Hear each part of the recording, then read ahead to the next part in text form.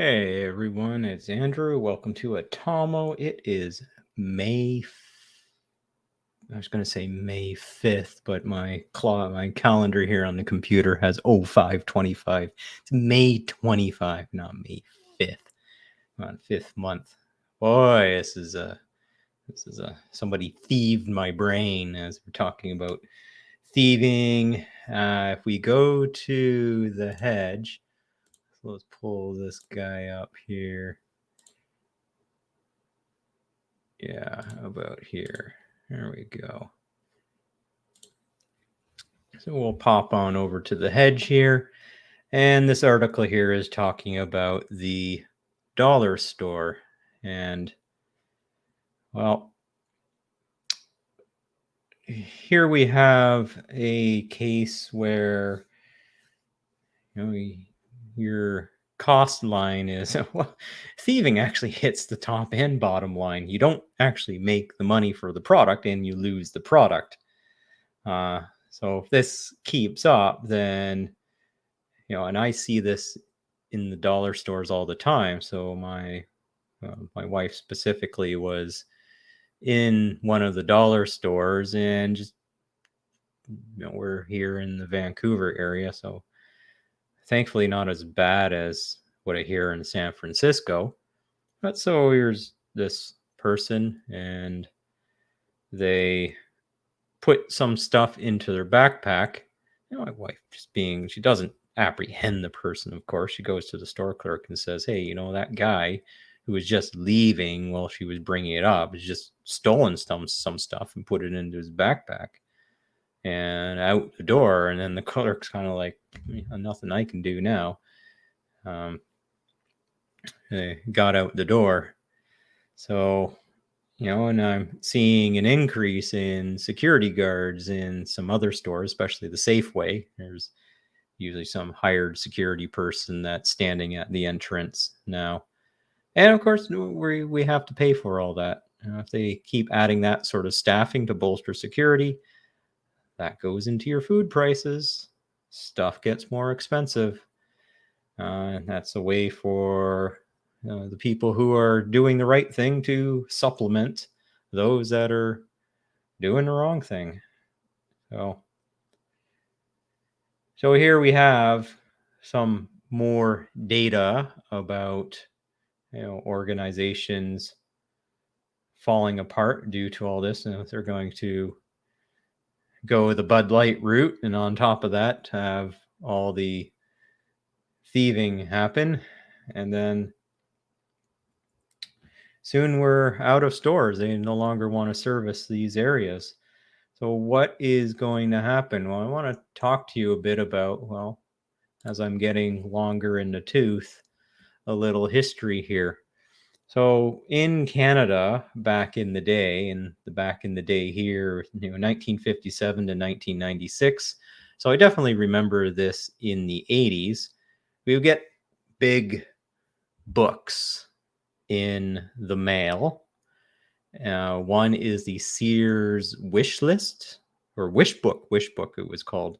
The wish book was just a thick book of all kinds of stuff that you can get for Christmas. And it was always kind of a delight to get that, and that I think helped drive a lot of sales over to Sears. Then another one is consumers distributing. Now, consumers distributing is quite interesting. The way that it worked is, and they explain it here, and I remember I got really good at this, watching my parents do this enough. And I think part of me doing financing and banking actually has some genesis in this. Is you would have the catalog, and there really would be, there's nothing, no frills. You walk into this open lobby area, and there's these counters. Think of the old bank counters, and there's a box of, this plexiglass box that's glued into the table, full of these little pencils, like the golf pencils. And it's almost like you pull up out of this other container a card.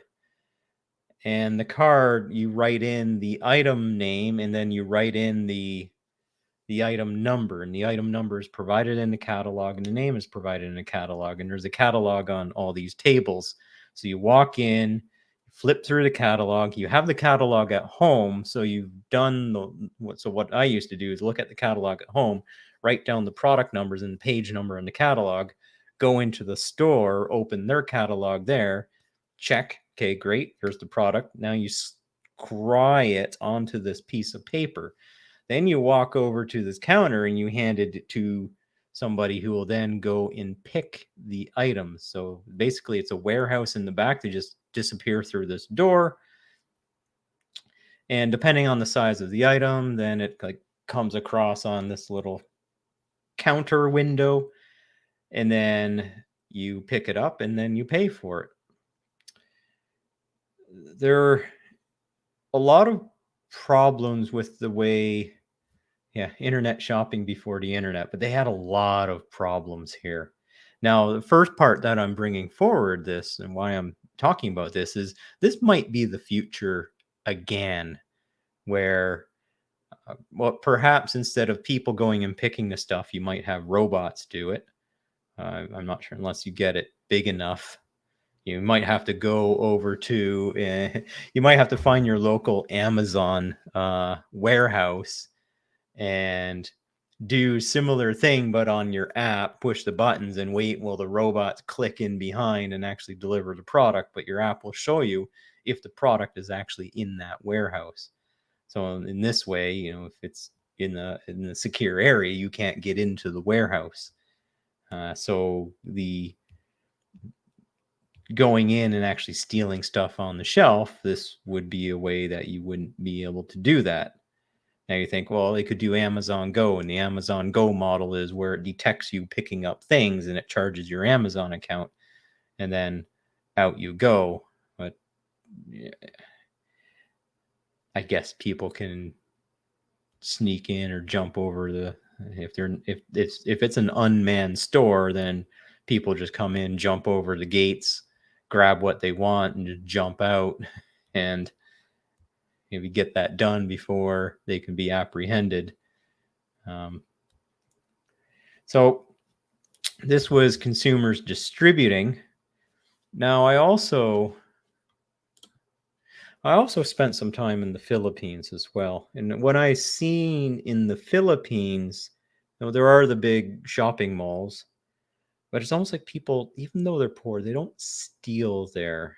I think probably because there's maybe harsh laws, but also you got armed guards around, especially at the banks. You go to a bank in the Philippines, and when I was living there for a bit, you'd walk up to the bank, and I always like the pleasant armed guards in blue with their big 12 gauge shotguns. There'd be two of them. They have their shotguns there. And then you go, "Oh, good morning, sir." And they would open the door for me. And you go and do your banking. Then you walk out, and sometimes they'll give you a nod, and out you go. And Thailand has the same thing. I spent time in Thailand, but they don't have the shotgun people. They basically have a guard. It's a different thing with guns there. Thailand's more restrictive. So, but then you would have a guard in there, but it's also, there's a cultural element as well, especially in Thailand. The the the loss of face of actually going and stealing stuff. You don't see swaths of poor people all over the place in Thailand. You'd think you'd see more. You don't. So there's a stigma in that community that you don't let, if you have family members that are down on the luck, you help take care of the family members that are down on the luck. So the sense of family and being connected is stronger in Thailand. Is it perfect? No. But do you see beggar kids on the street? Well, if you do, you're probably in an area where beggar kid is part of a group where the kid has to give up the salary of the begging to whatever leader of the group. And then the kid gets like a tiny cut of it or something like that. So it's not that, if you see that, then it's most likely a setup, and you see that more in the tourist areas. But if you go up country into the places where the locals go, you don't see that. So what might we see is maybe a regression back to the days of the general store, where you walked in and you didn't really pick stuff yourself. You talked to the store clerk, who acted a bit like your personal shopper and selected stuff for you, and then rang it up and you paid and they presented over the counter. Um, Go to any, if you got a heritage village, a pioneer village, any sort of historical village from the early 1900s, late 1800s, then you'll see this way of transacting, the old general store. So the miracle to happen here is to let up on some of the rules and regulations so people can start up businesses easier, get some of the gatekeepers out of that, and yeah, maybe set up ways for people to run uh, easier to zone, maybe not even zone, that if you have the space in your abode that you can actually sell stuff out of it. I see that in Thailand a lot.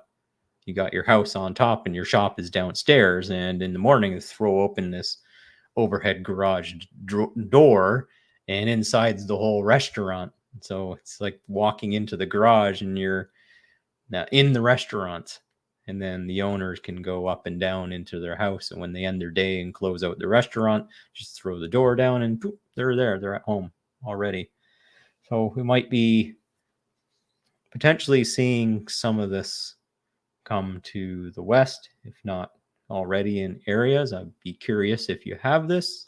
Leave some notes in the comments that if you have this style of community type purchasing where things are a little more secure and people know each other, that this might be a going back to those older ways that we did things. Or on the other side, it's going to be more going to the big massive box, Amazon box, and then you get served by our robot overlords. So maybe that's something else to look forward to. Okay. Thank you for your attention, and hopefully we get some miracles get us through this.